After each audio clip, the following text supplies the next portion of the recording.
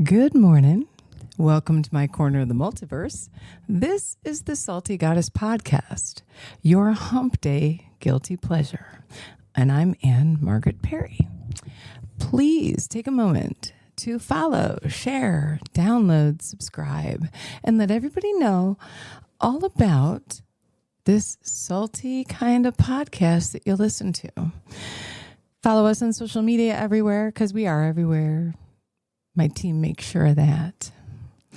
So last week we talked about staying in a comfort zone versus versus growing. Putting a name to your trauma and your triggers and your issues is great. That's the first step, is recognizing there's an issue. However, just putting a name to it, but refusing to address it and resolve it is jackhole behavior. You've heard me talk about this before. Using the diagnoses of PTSD or simply trauma, things of that nature, and never taking the steps to resolve that trauma is in and of itself, you just giving your mental illness. Now, I don't want to call it mental illness. Let me take that back. It gives your situation great vocabulary. It looks good, but you never take those steps to resolve it. That's just asshole behavior. We've already determined that. So this week I was speaking to someone about writing research papers. And we talked about the use of AI in writing research papers. And it made me think a little bit about the fact that when you write a research paper at the bachelor's degree level, the associate degree level, the master's degree level, there are guidelines to the papers, the research, the texts, the articles that you can cite. And they all must be within the last 5 years. Think about that for a moment. Medicine changes so much in 5 years that when you are writing a research paper, you can't use any source that's greater than 5 years old. 5 years. That means that new knowledge is acquired and new reports and research can potentially have different findings or more detailed findings than that in which was done 6 years prior. So if the medical community can look at research and evidence-based guidelines and say, we have to stay on top of this. Every 5 years, we have to research, figure this out, see if there's any changes. Is there any new information? Every 5 years, 5 years. So when I say to you that looking at the path that you've journeyed and realizing that maybe what we were told, what we learned, what we assumed was accurate could be outdated 5 years later. Think about that for a moment. Speed limits change. Vehicle and traffic law changes. We used to be able to drive around without the use of hands-free devices. Then they realized there were a ton of accidents taking place. So legislation was enacted, and now you're not supposed to drive around with your cell phone in your hand, distracted. They also came to the conclusion that tired driving or exhausted driving is just as dangerous as texting and driving. So I'm bringing all of this up because I want to reinforce that acquiring and assimilating new knowledge is something that major industries do all the time.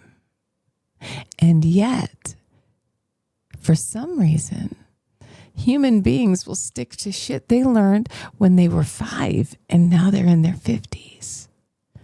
It's not always accurate.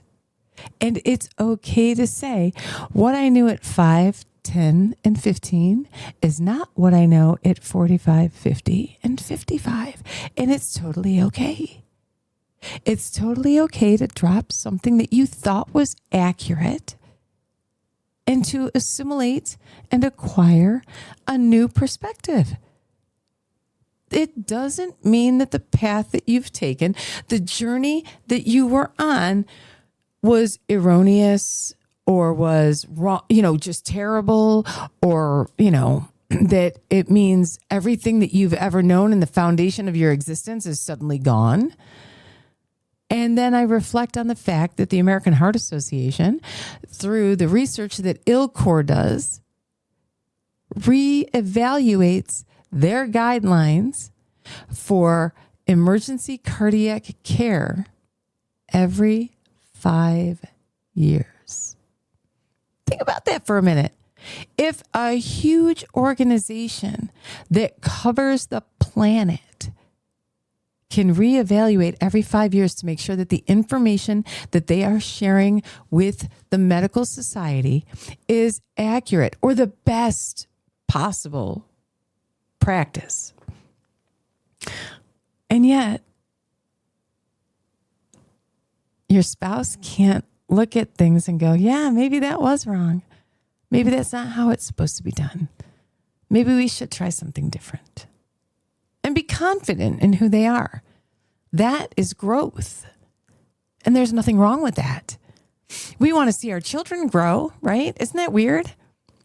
We understand that as children, they don't know how to feed themselves. They're nursing from a bottle or a breast, okay?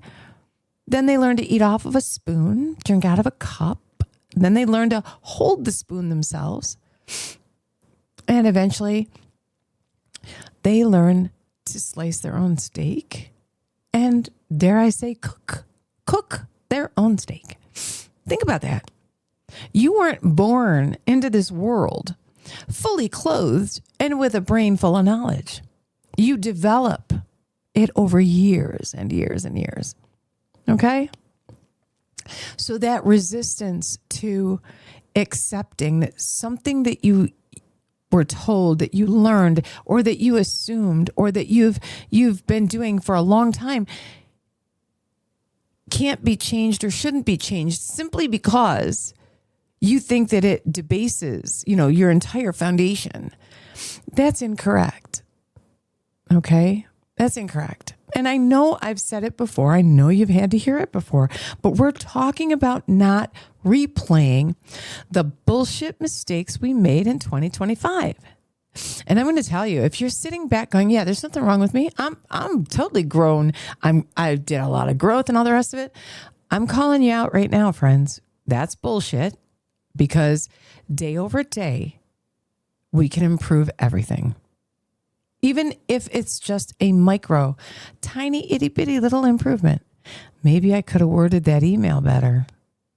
Maybe I shouldn't have totally called him out in that email and said, I know why you're gatekeeping, because you're a jackhole and you've been lying about your credentials. No, I don't need to say that in an email, right? I don't need to, call out the fact that you don't know what you're talking about. I don't have to be, coming at you with a 50 millimeter gun or something. I'm just saying, we don't have to drop a hand grenade on that bridge. Just understanding and realizing that things change, and that's all right. It's okay to grow. It's okay to look back at something and go, that was not the best choice. We all have it. But if you realize that that was not the best choice and you continue to make that same not best choice, what the fuck are you doing? You must love reruns, okay? I thought that 2025 really sucked in a lot of ways. In a lot of ways, it was good. But the ways that it sucked, I don't want 2026 to suck that bad. All right? So this journey that we're supposed to be on for 2026, even if all you make are micro adjustments, that's a step forward. And a step forward is progress, even if it is the tiniest of steps. Okay? And those are the things that we should be working towards. And you don't have to walk into a room where you've had a conversation with someone and have in the past said, there's nothing wrong with me. I'm perfectly fine. I'm doing well. And then you don't have to walk in and then say, you're right. I was wrong. I'm awful. I should change. Or, oh, this is awful. You don't have to verbalize it to anybody else. Self-reflection and self-improvement can be quiet. It doesn't have to be loud. You don't have to declare, hey, when this happened to me, it was a problem. So now you're going to change it. You don't have to declare that to anyone but yourself. And you should only be improving for yourself. Then I've said it. And if you are waiting on extrinsic motivation, you're going to go nowhere. That motivation must come intrinsically from inside yourself.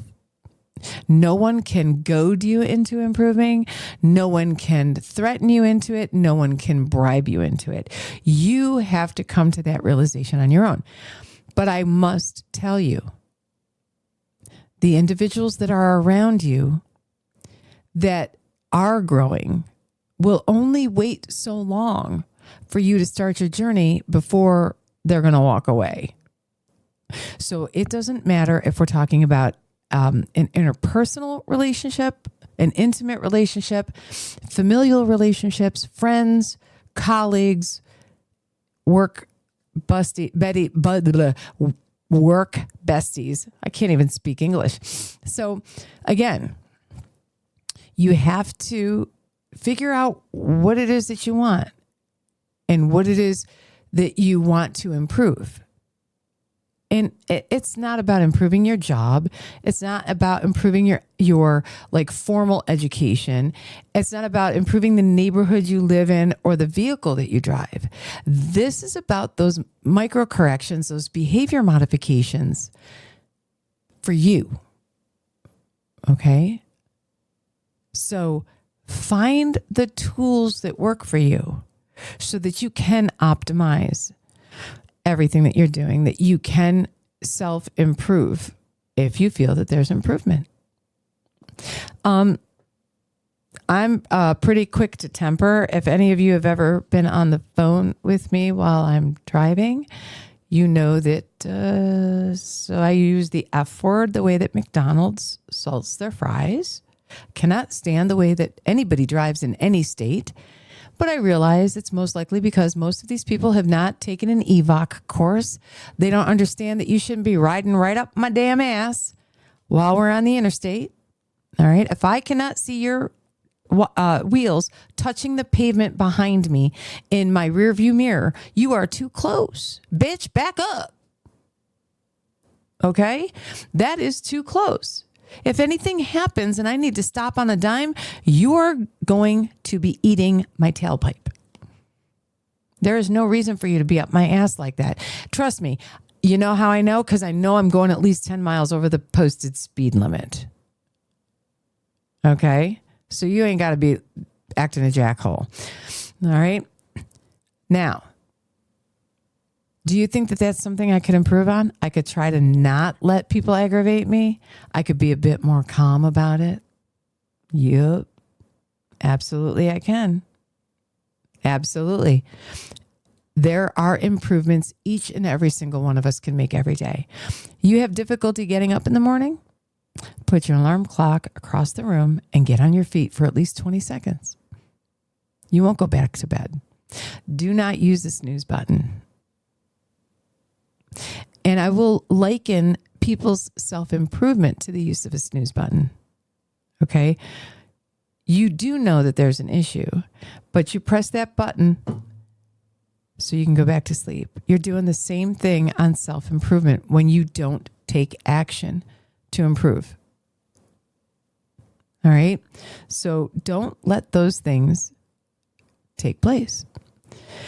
What's going to happen when you do improve?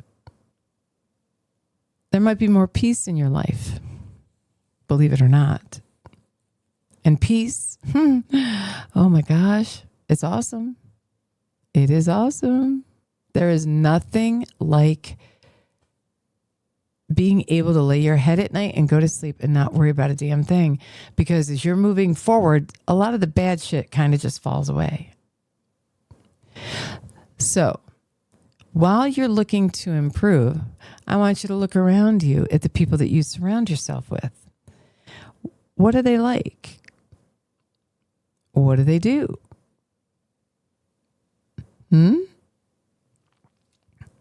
Are they keeping you from being able to improve because they also aren't improving and they're dragging you down? That's a possibility. You may need to reevaluate those that you hang out with. Just like, we know recovering alcoholics don't usually hang out with other people that drink. It can cause a slide, right?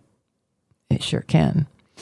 So those are some of the things that interfere with your ability to make those improvements. Some other things blocking you: you give other people authority over your life. You ask permission with your energy. You say things like, is this okay? Do you think I can? And that's a low-key form of self-betrayal. The life you want demands self-leadership.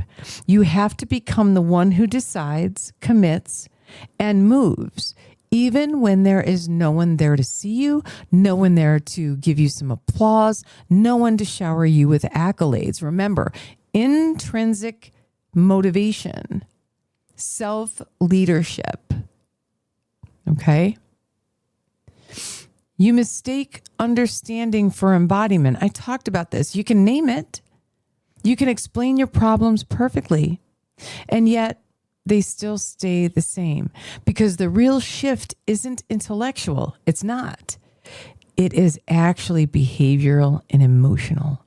The embodiment of that change means you live it even when you're triggered, when you're tired, when you're bored, when you're tempted. And that's when transformation proves itself to you and to others, but especially to you.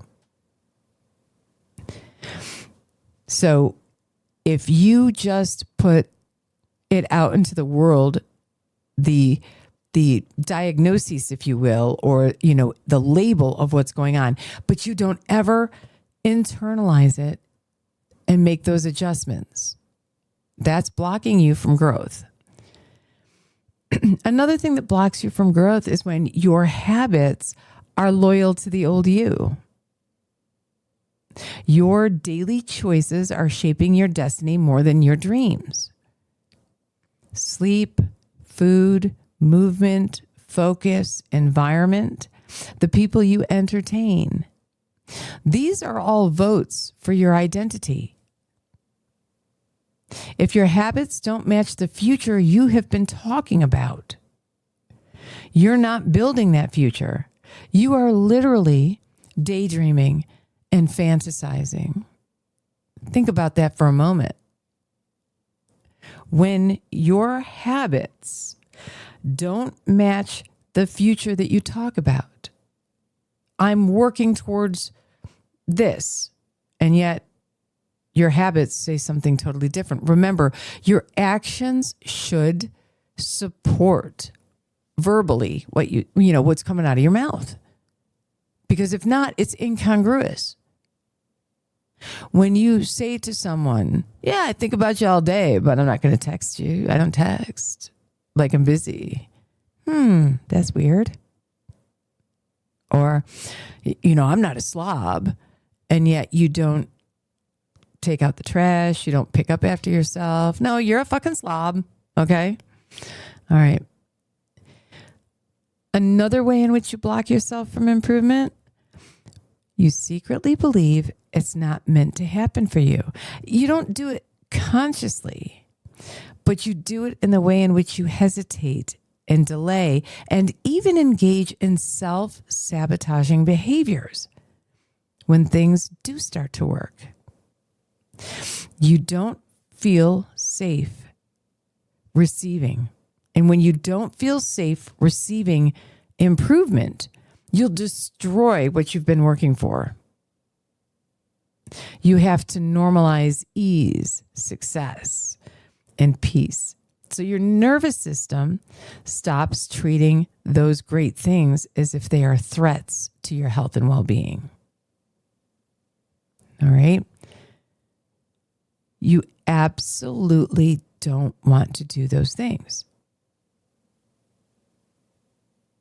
Okay? So you want to start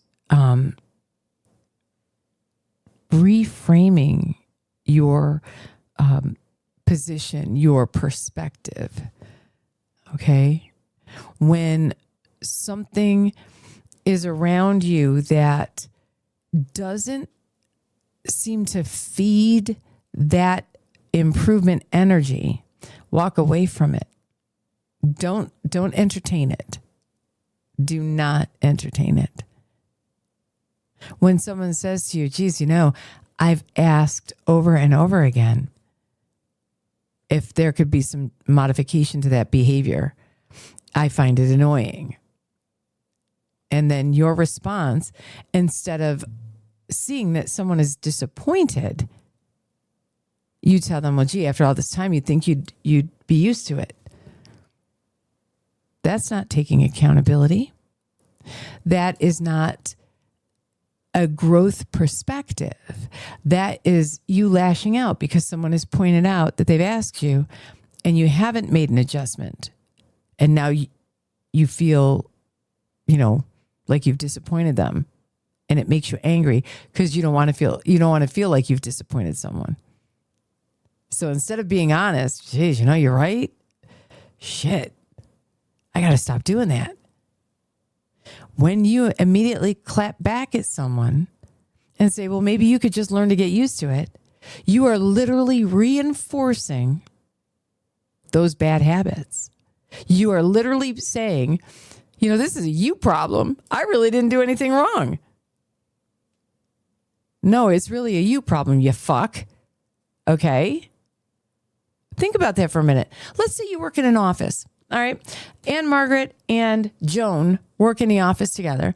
Joan has a habit of snapping her gum. Anne Margaret finds that annoying. After a couple of hours, Anne Margaret says to Joan, that I find that so annoying, that sound. I tried to play some music over here to drown it out, but it keeps coming through. Do you think you could try to stop that? And then Joan turns to Anne Margaret and says, maybe you should just get used to it. I've been doing it for a year. Yeah, but I've asked you repeatedly over this last year. So instead of taking accountability and saying, you know what, you have told me that. Maybe you're not sorry that you snap your gum. Maybe you just say, okay, well, I know it annoys this individual. Maybe I can not do it for half the day. Okay? Instead of turning it into something that makes it all about you being the victim now because they called you out and that person is annoying you.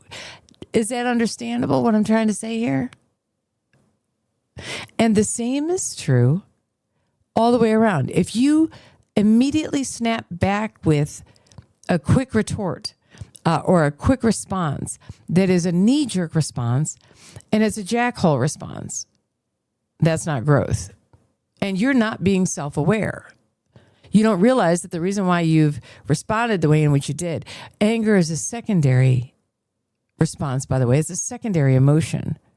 We get angry when we feel disrespected, but disrespect hurts. We get angry when we feel like we've done something that has disappointed someone else and that person points it out to us. When we're hurt, we often don't show that vulnerable emotion because it's like our soft underbelly. So instead, we show anger or irritation, irritability, annoyance. Okay? So in those moments, being honest about how you feel, while it is vulnerable, at least it's honest and it's authentic instead of getting mad. That's where you start to make those improvements, is understanding why you're responding the way that you are. If you can't put words to why you're doing something and it's a repeated behavior, but you have no rationale for why you do something a certain way, you need to dig a little bit deeper, because chances are it's your subconscious and you're doing it in response to a specific situation that is causing you to pull up these old emotions. Okay? It's no different than, something that's happened and it just triggers a response or an emotion that you had when you were a kid. And you got to work through these things. When you don't work through them, it's not growth, and it's disrespectful to the people around you. And we all know how you'd feel if you were disrespected. Now, it's Wednesday, it's hump day, it's the middle of the week. We're coming up close here on the end of the month. I would like to see what you are all planning on doing. What action are you going to take to fuel your growth and to stay on that path? Now, every step forward is progress.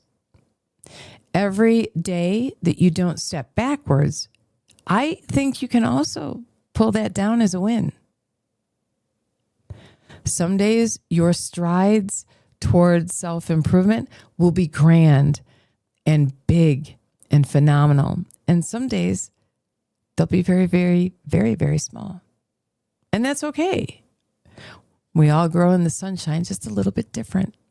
So depending on the circumstances, as long as there's no regression, then you're doing fine. You're doing fine. But in the face of an opportunity to grow, and you choose not to, you choose to double down on some crazy shit you got going on. Well, I mean, listen, don't be surprised by what happens. You have the right to decide whatever it is you want to do, whether you want to improve or you don't, whether you want to be better or you don't. But always remember this, especially when we're talking about relationships. Your decisions are absolutely yours. With those decisions, however, there are consequences. So make sure you understand what those consequences are, and that you're not, shocked when those consequences come home to roost. Because I'll wager you had many warnings, you had many opportunities, and you had many chances, like a world of chances. And if you're listening to this and you feel a little bit triggered, this is for you, because I'm talking about you. You know exactly who you are and what you are. And you double down on this behavior that if it was being shown to you, you would not accept. So what you deny for others, you demand for yourself. That's hypocrisy. That's incongruity. And quite frankly, especially in relationships of any kind, friend to friend, neighbor to neighbor, colleague to colleague, siblings, parents, children, all of it. Intimate relationships. That is incongruous and it is unacceptable. Absolutely unacceptable. So get right with the world. Get right with yourself. Truly, get right with yourself. Come back next week. We're going to talk about some other ways in which you're not going to fuck up 2026 and repeat 2025. All right? Now, I will tell you, take a page out of the Buffalo Bills because, again, they didn't make it to the Super Bowl and they fired their head coach. Right? Right.